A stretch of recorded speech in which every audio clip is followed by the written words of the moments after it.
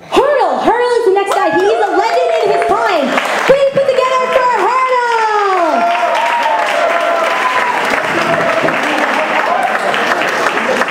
Might not be a bus.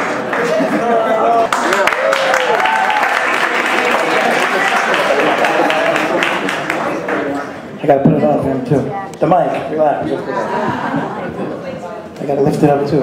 More you on.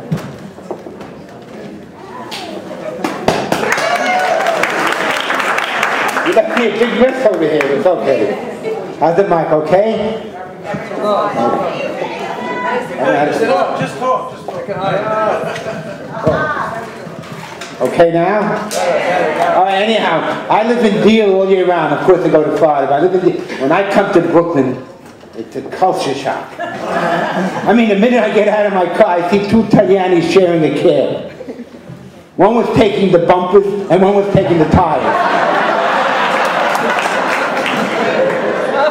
Anyhow, I had to go to, my wife's with me, and she hates Brooklyn worse than I do, and I don't want to offend the Brooklyn people. I really do, but I don't want to offend them.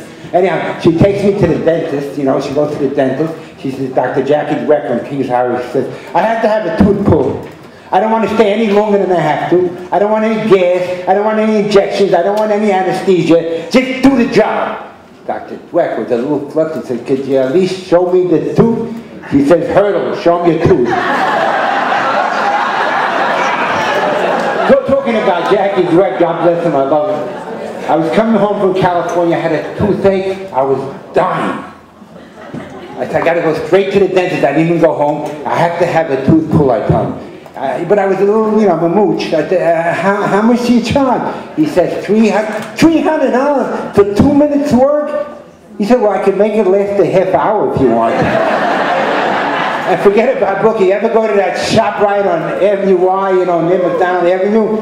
Forget about it. I'm waiting in line. I'm the 22nd guy on line. And one by one. Finally, about 40 minutes later, I'm the second one in line. And a particularly nasty woman is in front of me. She wants her green apples in the yellow bag and the white apples in the other bag, and she wants the butter pecan ice cream in the insulated bag, but the vanilla ice cream, she wants it right away, so let it melt a little, you know, and she's going on for about, the line's getting longer and longer, right? Finally, she said, you did it all wrong, and she started doing it all by herself, another 10 minutes. I'm the next one in line, and I go to the cashier, I says, I want mine bagged alphabetically. As I coming out of the lot, I couldn't believe, you know, Brooklyn. I couldn't believe what I saw. I see a big Josh guy stomping on a guy in a wheelchair. The wheelchair is flying, the guy, I went over to the guy, I said, what are you doing? He says, this son of a gun handicap tried to park in one of our spaces. True story, by the way. Anyhow, I get home. True story. All my students, okay, don't move. I get home and it's about from work in the night, very late. I'm in Brooklyn, you know. 8:30, I'm home, and supper's not ready. But I'm used to that. I'm married 52 years. Supper's not. Are you surfing, huh? Wait till you see my wife. Anyhow, she don't even come. She don't care. I meant to go. I mean, anyhow. But I don't mind, but I mind when nobody says, Daddy's home, or nobody puts a napkin on, nobody gets off the phone. So I start fighting, and my wife throws me out of the house. Now it's about 9:30, where the hell? So I have to go eat. I'm hungry, I'm starved, I'm a dip, I'm out of the house. I go to Edna's on McDonald Avenue near 18th, you know, that kosher deli. I don't know if it's still there, you know. I go there, greasy spoon place.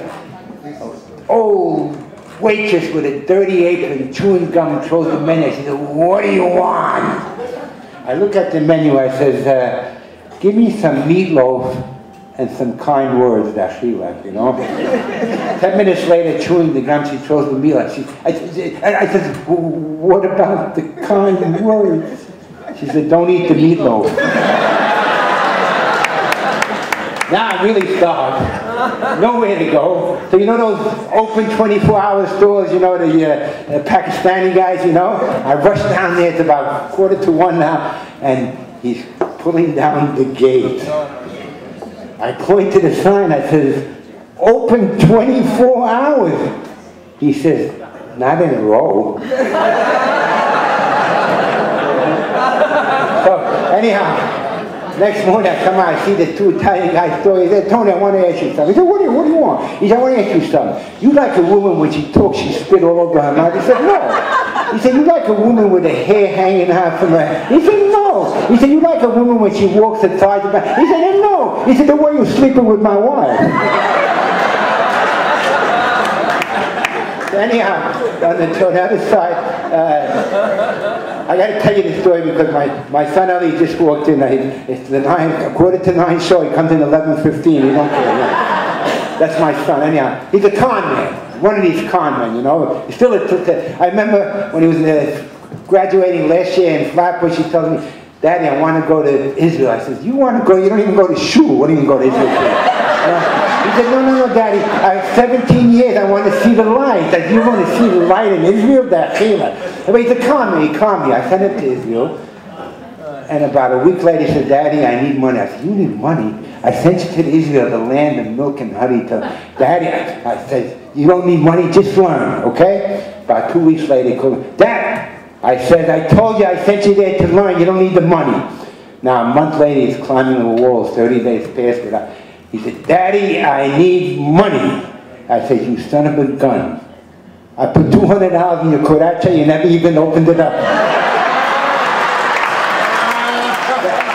But I tell you what kind of con man he is. That was just the opening to my real story. He's not going to deny it because all my stories are true, by the way.